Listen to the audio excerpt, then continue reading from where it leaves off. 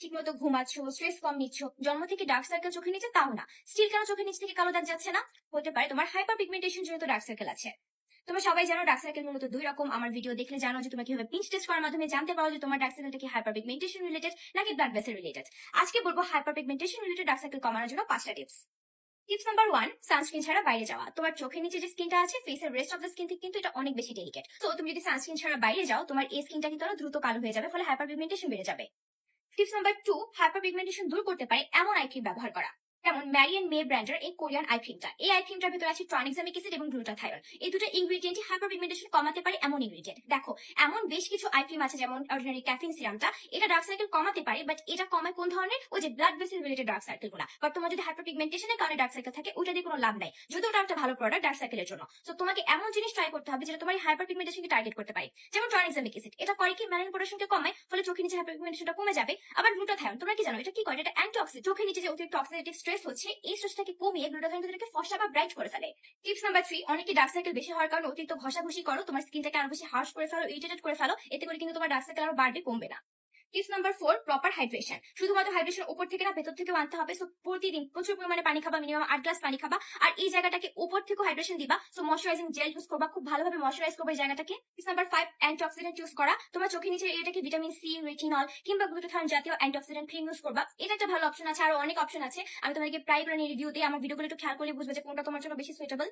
এর Korean I ক্রিমটা আমার কাছে রিসেন্টলি অনেক ভালো লাগতেছে, কারণ এটা খুব ইজিলি অ্যাপ্লাই করা যায়। জাস্ট এভাবে আমি চোখের নিচে লাগাই এবং মাঝে মাঝে আমি চোখের উপরেও অ্যাপ্লাই করি। জাস্ট চোখের নিচে অ্যাপ্লাই করি তা না, খুব ইজিলি ব্লেন্ড হয়ে যায় এবং আমাকে হাইড্রেশনও প্রোভাইড করে। আমার কাছে মনে হয় আমার এক্সট্রা ময়শ্চারাইজার লাগানোর দরকার হয় না। নাকি ডার্ক সার্কেলের জন্য জাস্ট চোখের নিচে আই ক্রিম লাগাও, আমি পুরো চোখের উপরেও লাগাই, কারণ আমার মনে হয় উপরের জায়গাটা আমার বেশ কালো।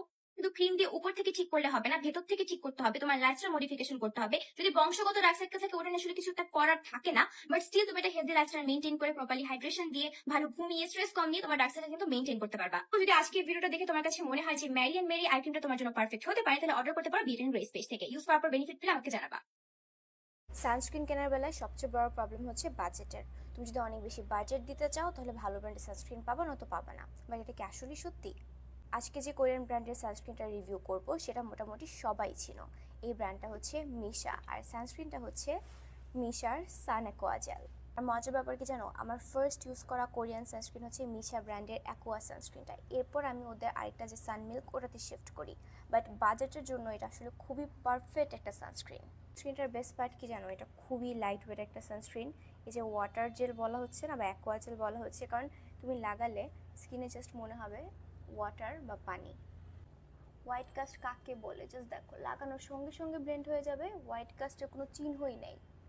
এটার ভেতরে আছে SPF 50 PA++, তো হাইয়েস্ট লেভেলের প্রোটেকশন পাচ্ছ।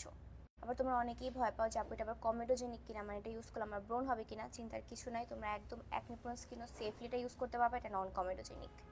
ইভেন যারা সেন্সিটিভ স্কিনের আপুরা আছো, তোমরাও এটা চোখ বন্ধ করে ইউজ করতে পারবে, এটা খুবই সেন্সিটিভ স্কিন ফ্রেন্ডলি। তো তোমার স্কিনকে প্রচুর হাইড্রেট করবে, তোমার মনেই হবে না তুমি তোমার স্কিনের ভিতরে ভারী কিছু লাগাইছো। এটা ব্লেন্ড হয়ে যাবে উইদিন সেকেন্ডস, কোনো হোয়াইট কাস্ট দিবে না। তোমার এটার উপরে মেকআপ করলে মেকআপও প্রপারলি বসবে, কিছু না লাগারও তাও তুমি প্রপার প্রোটেকশন পাবা। এবং মিশার মতো খুবই জনপ্রিয়, খুবই ভাইরাল একটা কোরিয়ান ব্র্যান্ড, তার সানস্ক্রিন, এবং তুমি হিসাব করলে অন্যান্য সানস্ক্রিনের চাইতে এটা কিন্তু আস্থাও বেশি, এটার ভিতরে ব্র্যান্ড ভ্যালুও বেশি, এবং সব দিক মিলিয়ে আমার কাছে মনে হয় যে খুব বেশি অ্যাফোর্ডেবল যে সেটা না, কিন্তু মোটামুটি সাধ্যের ভেতরে। এটার ভেতরে খুব ভালো ব্র্যান্ডের একটা সানস্ক্রিন খুঁজে থাকো, তাহলে তুমি এই সানস্ক্রিনটা ট্রাই করে দেখতে পারো।